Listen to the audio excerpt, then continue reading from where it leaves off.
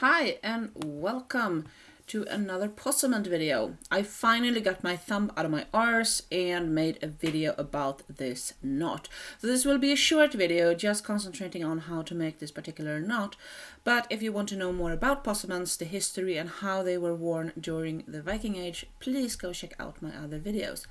You will find a link to my playlist in the description below. So here we go. As usual, we work with a double thread, and I am here using a polyester rope because it's easier to practice with this. For this knot, you will have to have one short strand and one long. The short strand will almost never be moved, and the long one is the one you weave your circles with.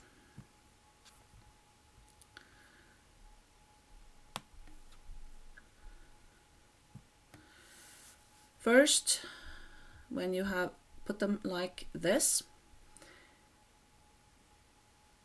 first you cross them and then you make a loop. If you see my other videos, you will recognize the pretzel that starts the knot, but here you will put the thread under itself, so both ends are at the bottom. So that's your start.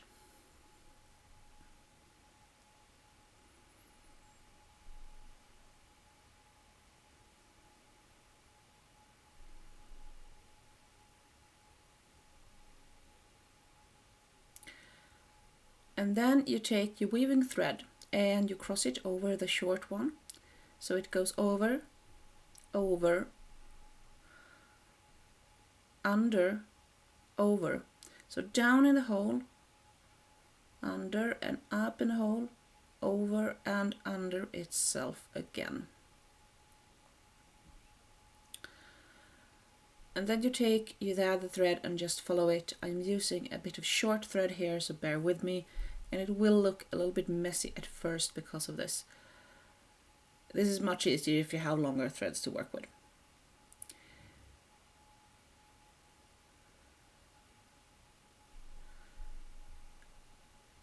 But there, flat and nice, and this is how it looks when you have two loops. Now we're going to tighten the first loop, or the first circle, whatever you want to like to call it. Remember to keep everything flat, and you can pin it down against a table for at least the first loops or circles. It's usually a little bit easier that way. And you can tighten the second one a little bit, but don't tighten it completely because you will need to have the holes so you can continue to weave your third loop into your second loop. So press down and tighten, and you need to do this in steps when you're working with 10th rod, because the 10th rod can be broken if you tighten the knot and then try to untighten it again. So be a little bit careful when you work with the actual metal thread. So press down, tighten the first one, and then we're going to make the third one. So over, under, over, and under itself again, just like you did before. This is just a repeat of what you did for your second loop.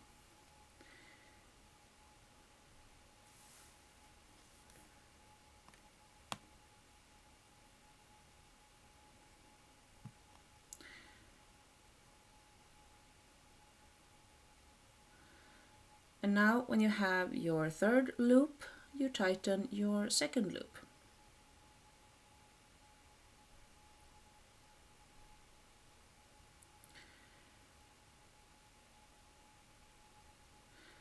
Now you can carefully tighten the first loop even more by carefully pulling the straight short strand.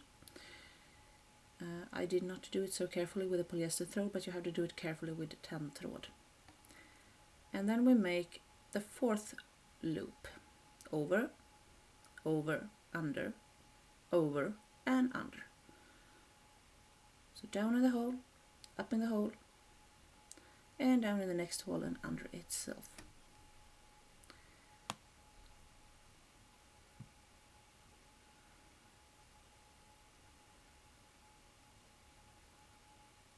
And and follow with your other thread. It's easiest to use the thread that goes on the inside of the loop first and then just let the outer side follow. And now you tighten the third loop. And you just carefully pull it tight. Make sure everything is straight and flat. And then you start to tighten your fourth one.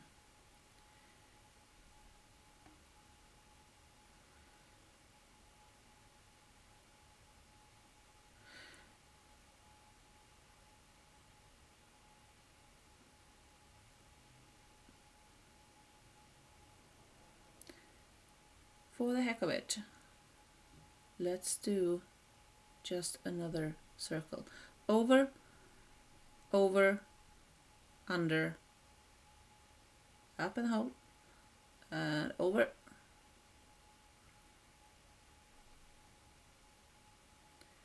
and under itself.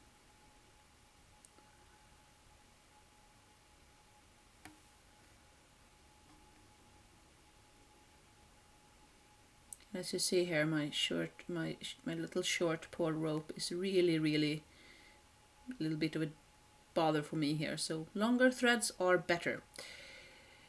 But now you tighten the fourth one that you made, and to end all this, when you're sort of done with everything and you want to end it, what you do then is you just take the short strand, the one that goes straight through everything, pull it up through the last loop, and then tighten the last loop. And there you have it. Nice and tidy.